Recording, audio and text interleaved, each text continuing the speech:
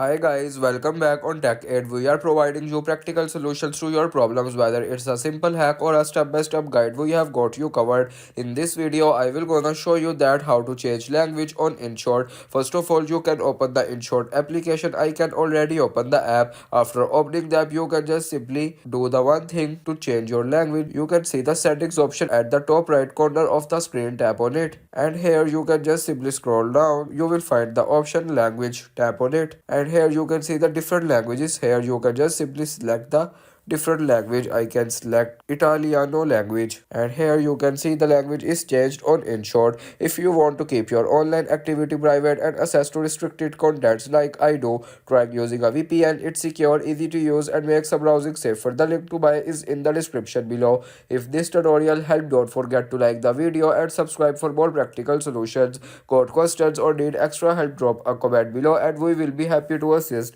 See you in the next one. Thanks for watching.